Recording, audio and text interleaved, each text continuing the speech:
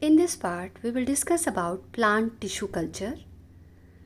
It is a technique to generate new plant, not from the root, not from the stem, not from the leaf. Only we are going to use single tissue or a cell to generate new plant. The technique in which we are using only small part of plant, that is cell or tissue, to produce a new plant, that is called tissue culture.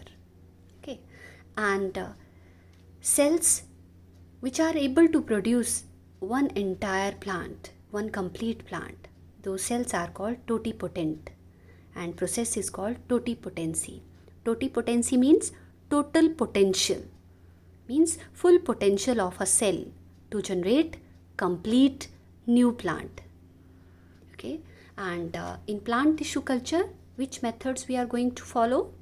So first you have to extract a cell or a tissue from growing points of a plant.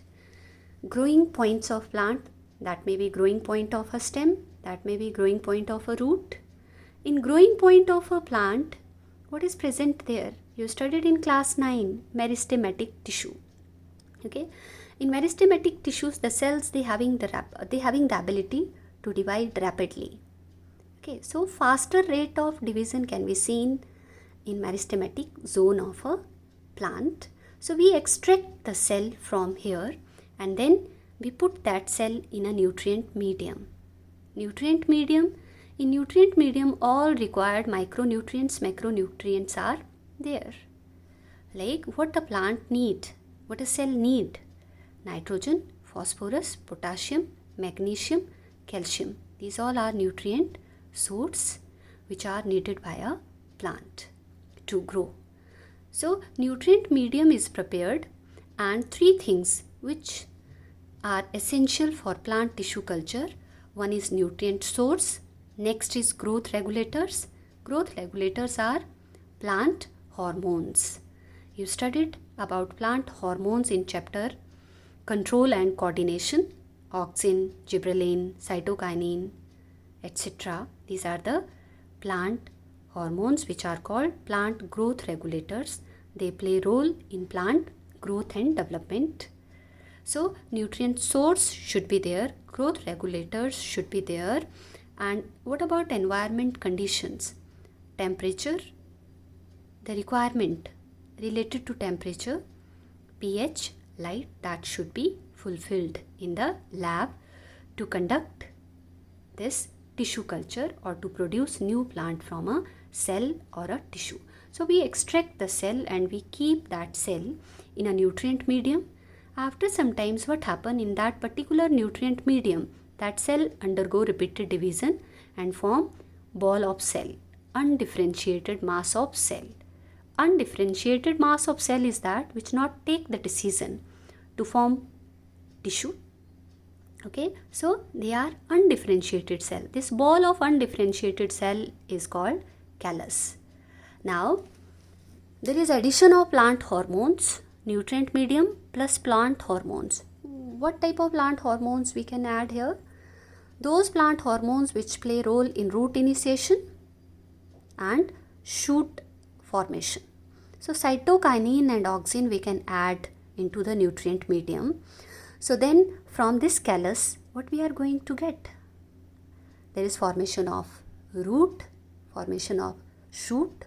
So in next step, there is formation of plantlets. From this undifferentiated mass of cells, we are getting so many plantlets, and then from the lab conditions, these plantlets are taken out and the concerned person, they do the planting outside. So from one cell, we are going to get thousands of plants at a time. This process is also called micropropagation. So this is all about plant tissue culture. With the help of plant tissue culture, we will get thousands of plants from a single cell. And one more advantage of plant tissue culture is that we can produce disease-free plants from diseased plant. Means from infected plant, we can get disease-free plant. How? Because we are using meristematic zone, meristematic cells, and they are rapidly dividing cells, so always new cells are formed here. There is no virus in those cells. So if we extract the cell from here, that cell is disease free, virus free, and when we use that cell to produce new plants, all the plants, they are disease free plants.